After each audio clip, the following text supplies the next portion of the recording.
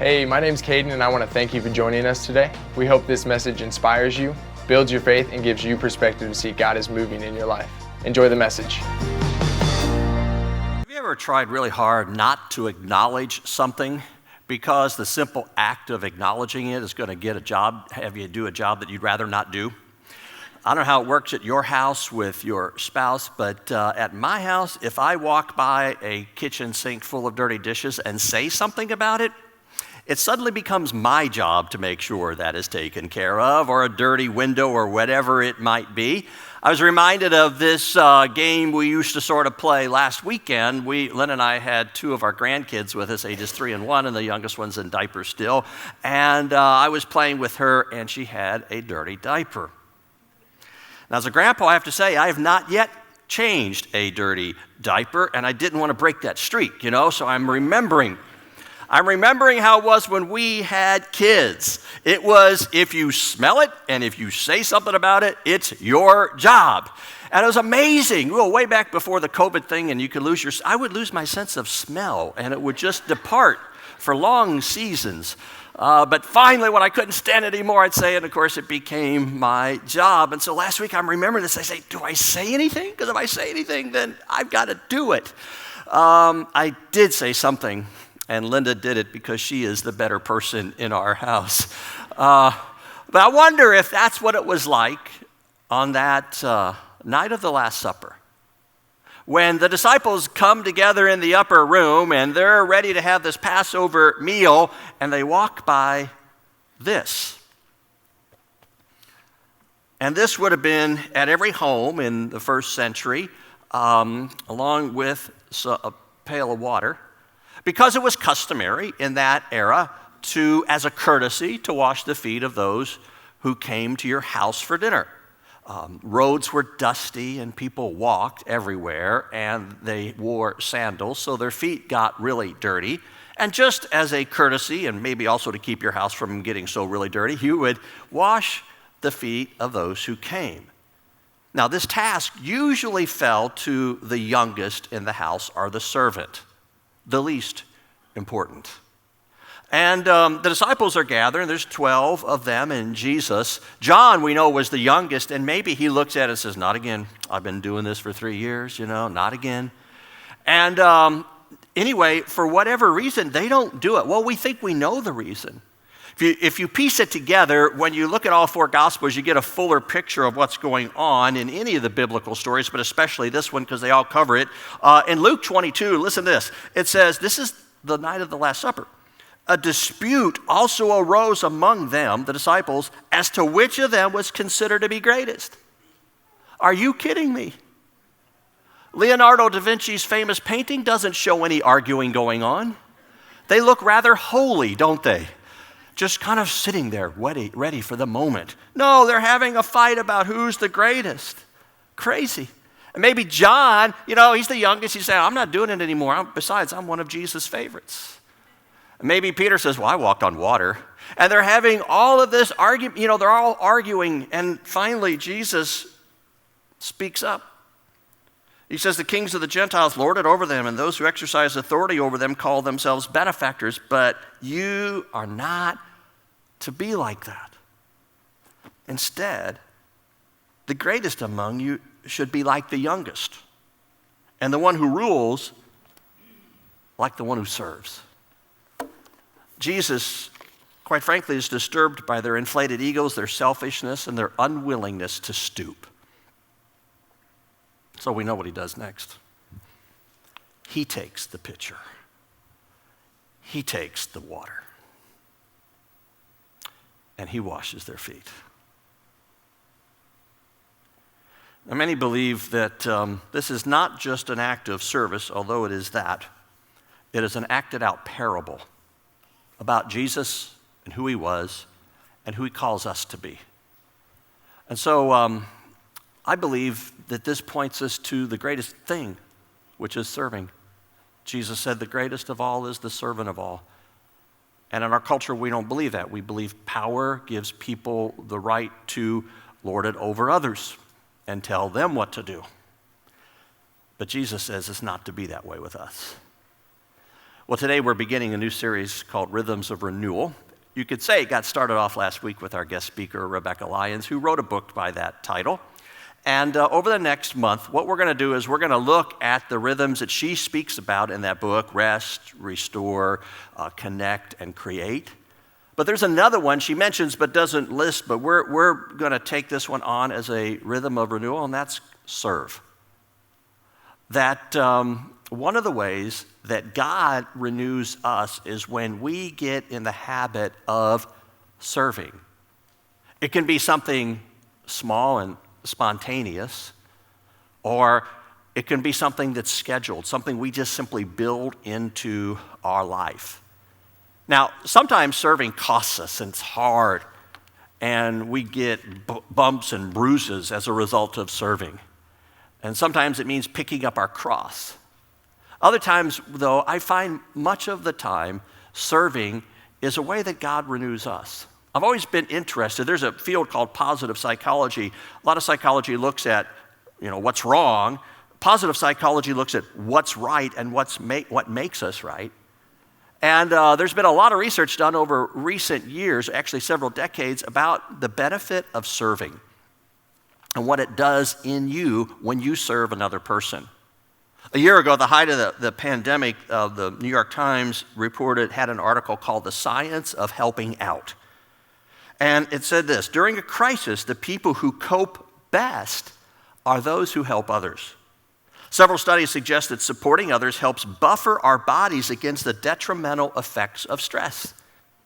A 5-year study of 846 people in Detroit found that stressful life events appeared to take a greater toll on people who were less helpful to others, while helping others seemed to erase the detrimental effects of stressful experiences.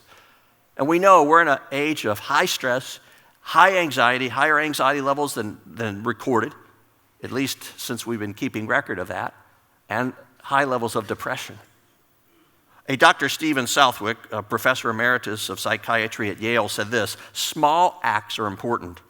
Part of that might have to do with just getting outside of myself and finding meaning and purpose in something bigger than myself. There's something that happens in our heart when we serve. And interestingly and ironically, during this crisis season that we've been in the past 18 months, this is the very thing that people have retreated from. We see across the country not-for-profits, organizations of all kinds, and churches, including our own, people have backed away from serving. Volunteerism at its all-time low. People got out of the habit, and it's just dropped dramatically, and yet this is one of the very things that can strengthen us during a season of crisis. So to engage in lowly service is to be blessed. Jesus says that. He says, after he does all of this, he gives a lesson to his disciples. He says, now if you do this, you'll be blessed. So let's look at what it is to be blessed. I want to look first, though. John introduces us to the most significant life. John's a great writer, and he opens this up with, a flair and kind of drama. As he talks of the stories of Passover week, he slows the story way down and goes into great detail. And he gets to verse 3 and says this: Jesus knew that the Father had put all things under his power. There's that word, power. And that he had come from God and was returning to God. So John wants us to understand that the person who's about to wash their feet is the one who has all power and the greatest power and authority in heaven and earth. This is none less than the second person of the Trinity, the King of Kings, the Lord of Lords. John wants us to understand that because it puts into perspective about what happens next with the washing of feet. That in fact, this was Jesus' normal way of operating. It was his life. He took power, and instead of turning around and forcing others to serve him, he served others. It's revolutionary. Unheard of, really. Think about it. If you had all power, what would that do for you? Well, we remember the phrase of the British historian Lord Acton, who said, power corrupts, and absolute power corrupts absolutely. We see what happens when people get power. I think it was 2006, the movie Bruce Almighty came out. Remember, Jim Carrey played Bruce, and for a few days, he has the power of God. And what does he do with that power? Well, he uses it to serve himself. He gets the best sports car possible, and when he gets in traffic, he just parts the sea, just like Moses parted the Red Sea, you know.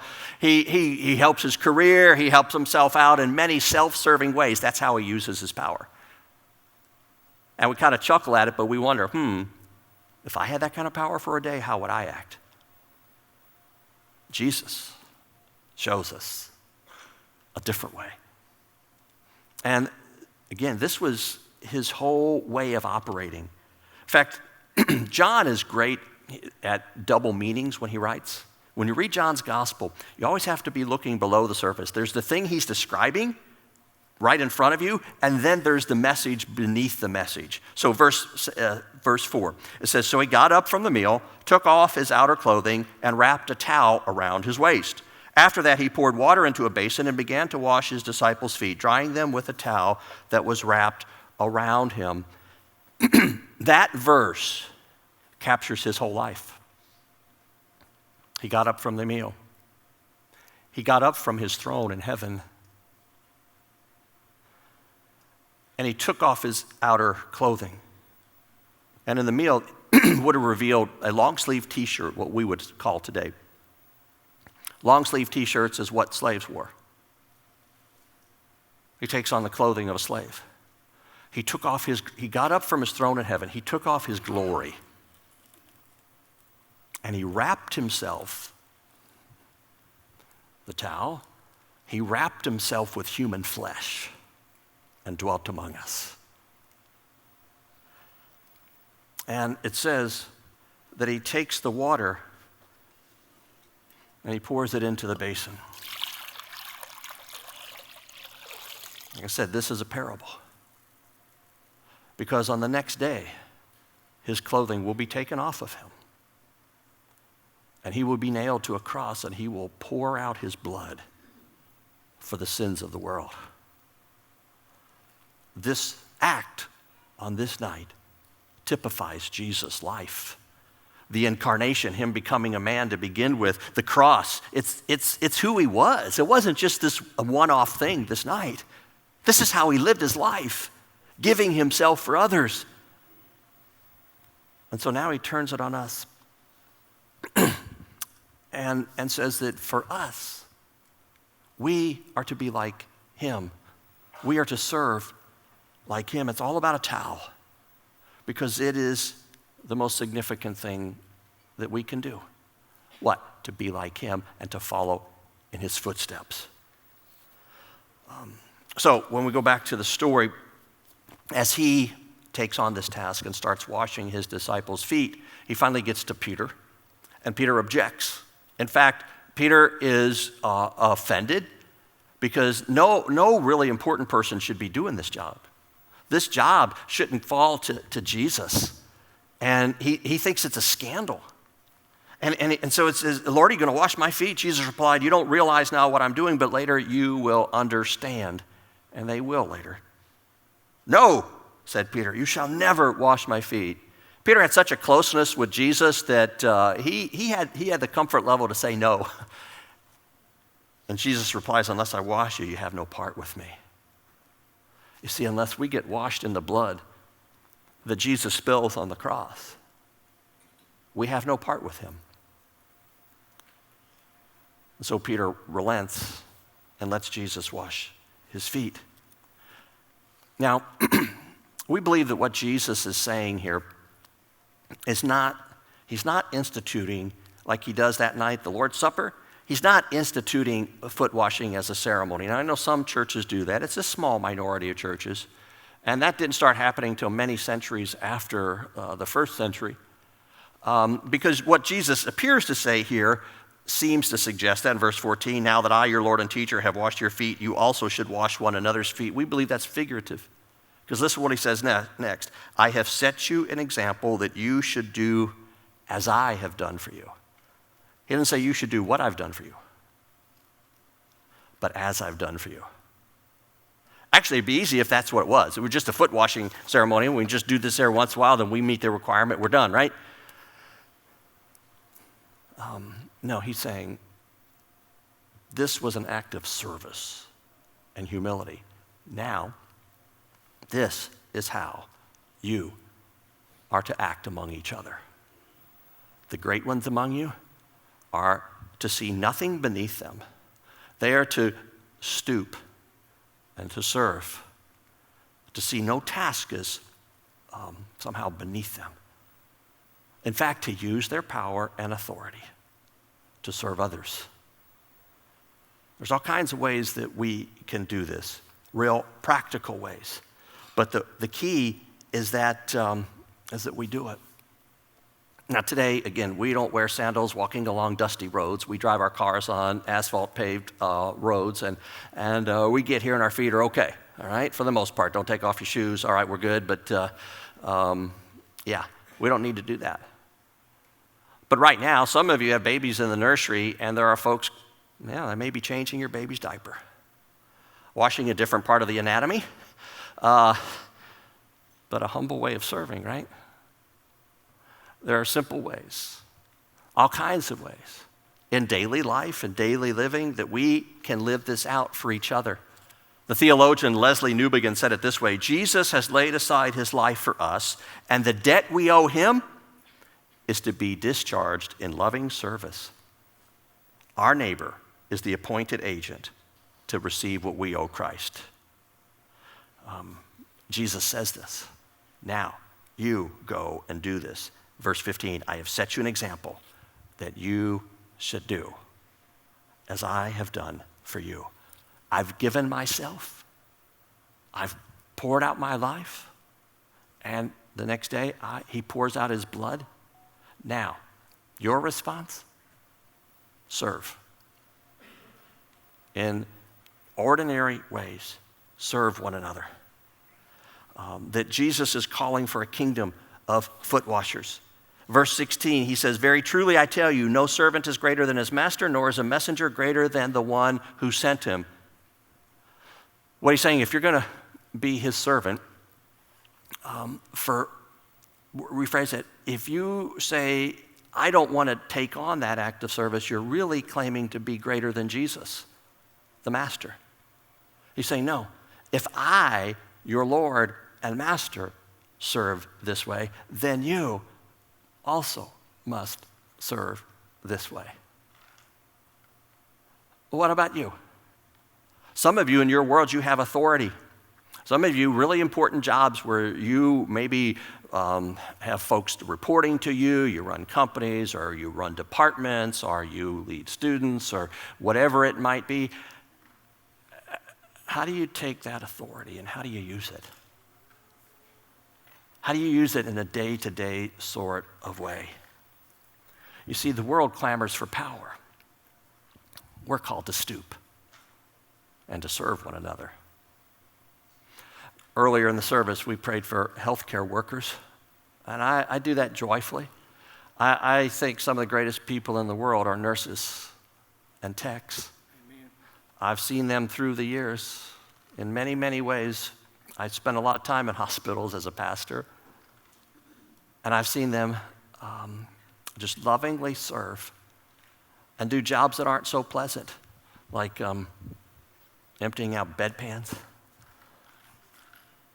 Not exactly an appealing job, but they serve.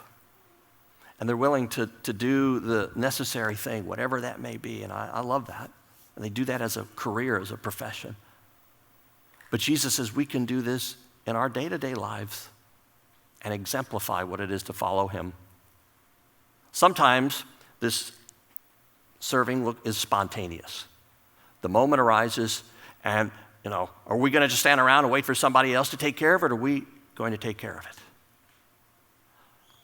it? A memory is indelibly printed in my mind. When I was about 7 years old, I was raised by my mother and her parents, her dad and her stepmother. And when I was 8 years old, my grandmother died. But before that, she went through a debilitating illness. She had what they called back then hardening of the arteries. I'm sure there would be a more, exact diagnosis today, but she had pretty much lost all of her memory. And my mom and my grandfather took care of her. And I'll never forget this day. Like I said, I'm 6 or 7, I was.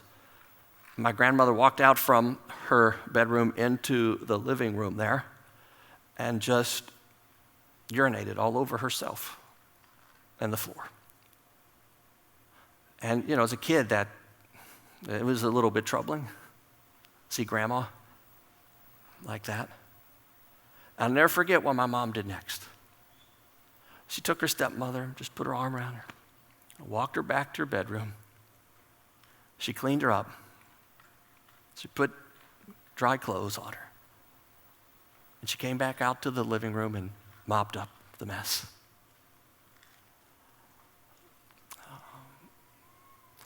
My mother put on a clinic that day of what greatness looks like.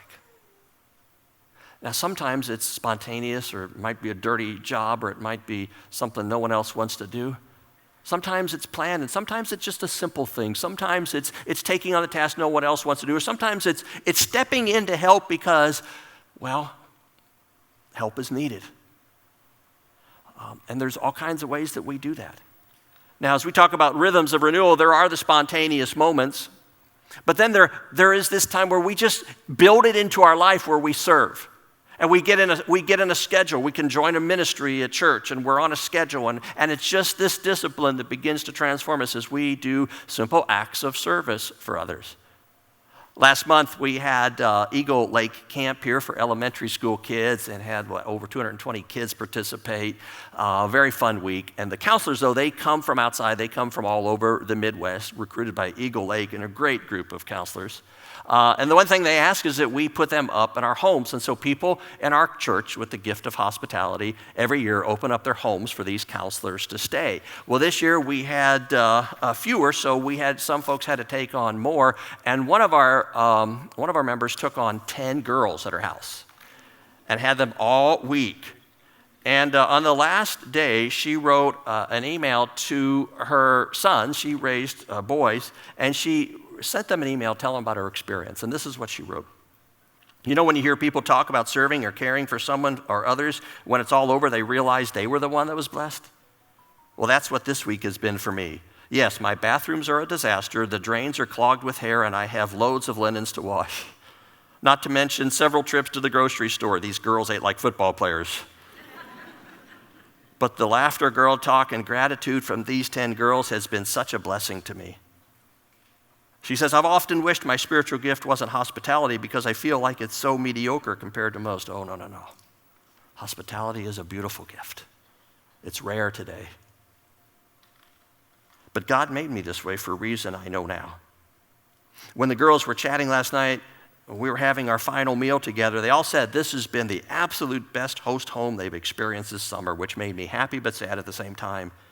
On this, my last night, I'll go to bed with a smile and a happy heart. My takeaway from this experience is sometimes say yes, even when you want to say no. You never know what a blessing you might be receiving. And how many times over the years, over the decades, I've heard people say, I stepped in to do this serving, and I got blessed. I don't know if they got blessed, but I got blessed. I hear it all the time. This is what Jesus says, right? In verse 17, he says, now that if you know these things, you will be blessed if you do them. Not if you know about it, not if you heard a sermon about it in church one day, but if you do it. If you take the towel, put it around your arm, and serve however the serving needs to be done, you'll be blessed. We have a wonderful children's ministry here that requires a lot of volunteers, and they are servants indeed. And I wanted you to hear from one of them today. Haley Russell has volunteered in a number of capacities at Croix, but most recently given herself to children's ministry. And I asked her to come and share a little bit about what that has been like. So Haley, would you come up and share?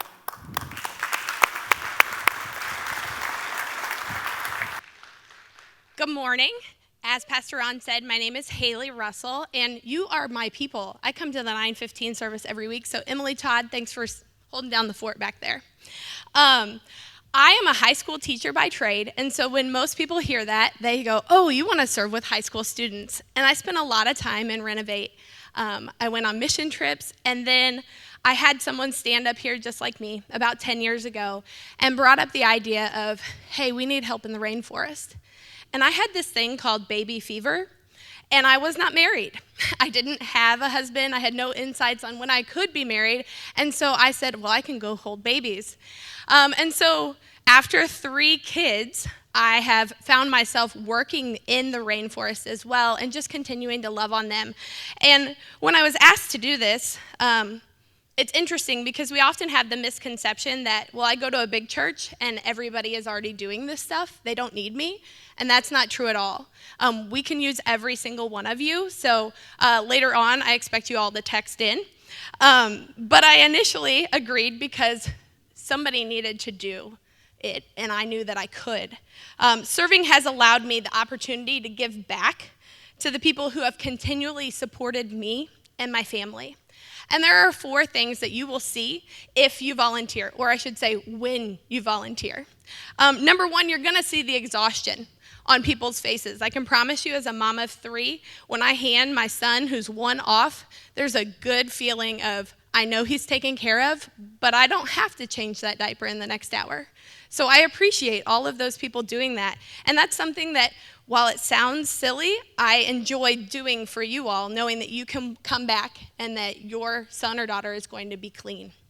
You're going to feel the love. You're going to give the love to those kids back there, but you're also going to feel it from the parents and the people that you work with. You also are going to have a connection. My daughter is in a class with a young man that I didn't really know his family until we started volunteering and being together as a LaCroix family. So you're going to have connection. But then finally, you're going to have support. As a mom of 3, I need to know that there are other people going through the same battles that I am. And I can tell you that I have felt that support just by volunteering in the rainforest. So you'll also get cool t-shirts. So if that's your thing, cool t-shirts. I can promise you you're never too busy. I'll show you my calendar if you don't believe me. But honestly, find your niche. We can use you. If it's in the rainforest, great. If not, there are other places that we absolutely need you. So thank you so much.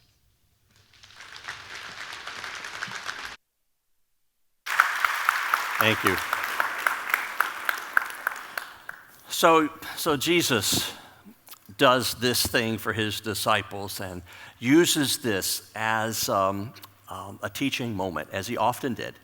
These spontaneous moments that would happen as a moment to teach a deeper truth.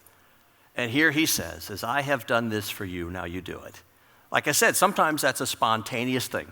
Something needs to be done right then, and instead of saying, I'm too busy or I'm too important to do that, we just step in. That's what followers of Jesus do.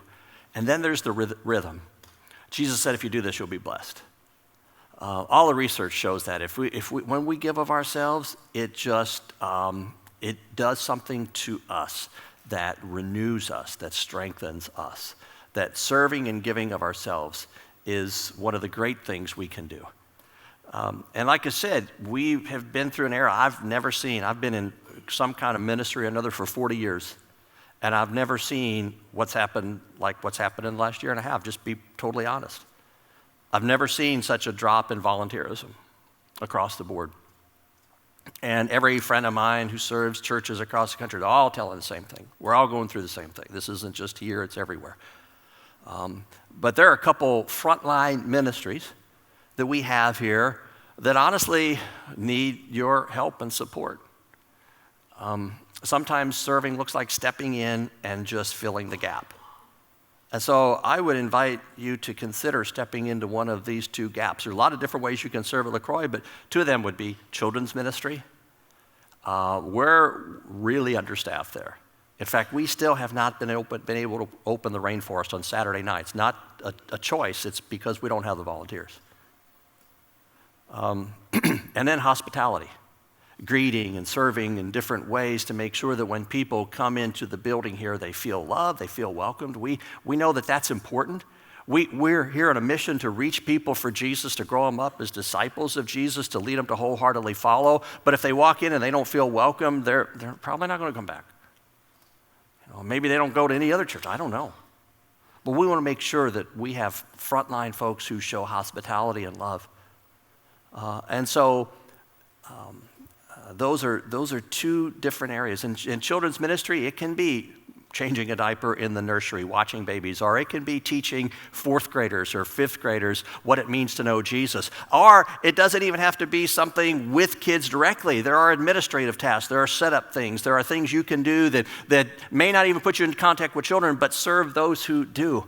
There's a number of different roles, a lot of different ways. And for this season that is so unique, I'm just appealing to you to say, step in. Maybe step back into that kind of ministry because you used to do it. Or maybe for the first time. As Haley said, in a big church, one of the things that happens is people say, oh, someone's got it covered. And it's not covered.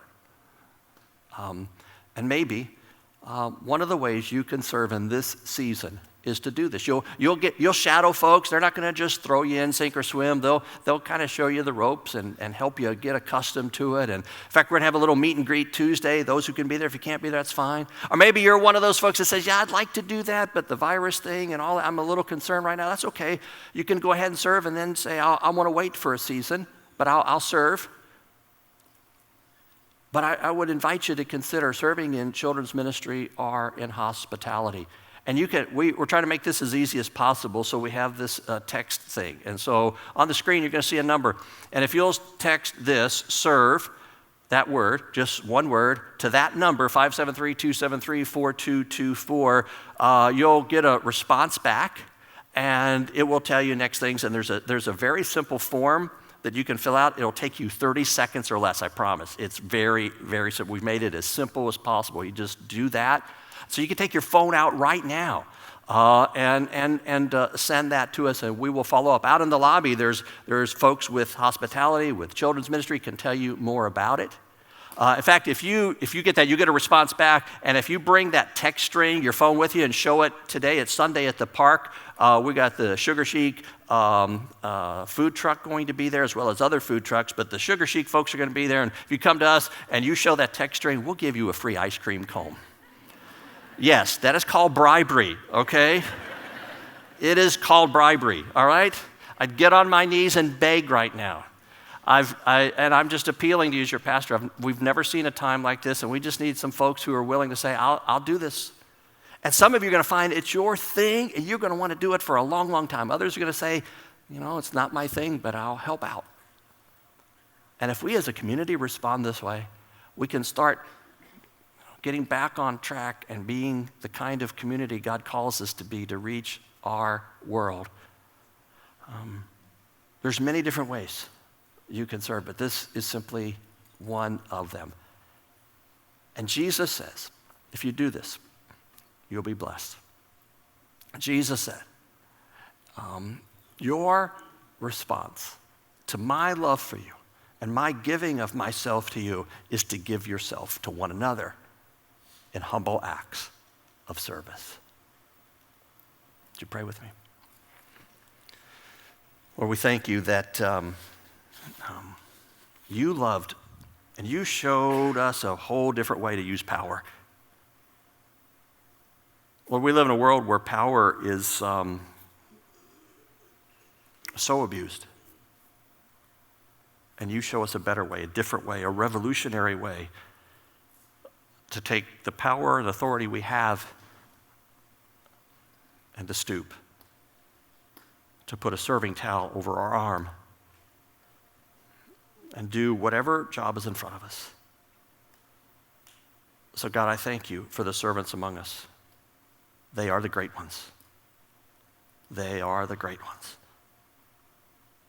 So Jesus, may we be your disciples, following you in all that you do and say. We love you. In Jesus' name, amen. If you enjoyed today's message, make sure to like and subscribe. Feel free to share this with others that God has put on your heart. And to learn more about LaCroix Church or to find your next steps, head to lacroixchurch.org. Thanks again for checking us out, and we hope to see you soon.